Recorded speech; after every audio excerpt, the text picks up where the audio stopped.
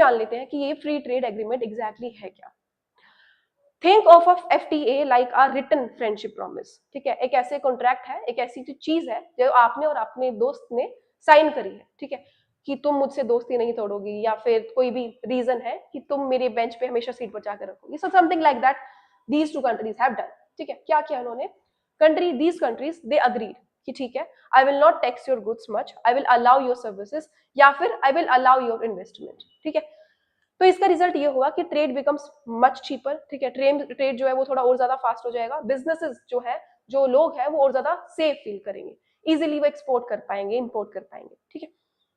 It is very important for UPSC because FTAs reduce uncertainty and promote long-term economic cooperation also. उसके basis में आपको ये कहानी समझनी होगी।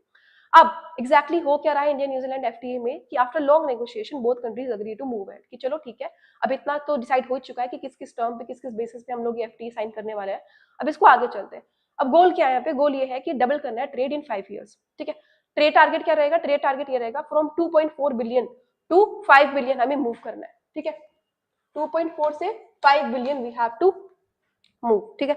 तो ये बेसिकली दिखा रहा है कॉन्फिडेंस, ठीक है, सिर्फ कॉन्फिडेंस ही नहीं, ये मैं दिखा रहा है सीरियस इंटेंट भी, ठीक है, कि ऐसे सिंबॉलिक डिप्लोमेसी नहीं है। Another keyword that you have to write down, इसके बारे में मैंने कल भी बात करी थी सिंबॉलिक डिप्लोमेसी के बारे में। तो ये सिर्फ सिंबॉलिक डिप्लोमेसी नहीं है, राइट, ये बेसिकली काम करने वाली बात है that we are finally working towards it, ठीक है। अब ये टर्निंग पॉइंट क्यों है हमारा, ये जो ड्यूटी एक्सेस की बात हम कर रहे हैं, दिस जीरो ड्यूटी एक्सेस, ये टर्निंग पॉइंट क्यों है। So New Zealand agreed to remove import duties on many goods, ठीक है।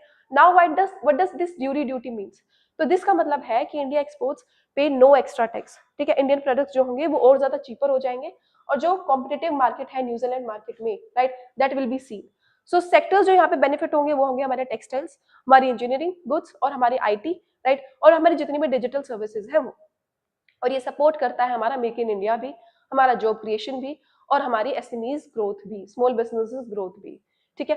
समझ में आ गई सारी कहानी आप लोगों को। उसके बाद में कुछ इंपॉर्टेंट पॉइंट्स और है।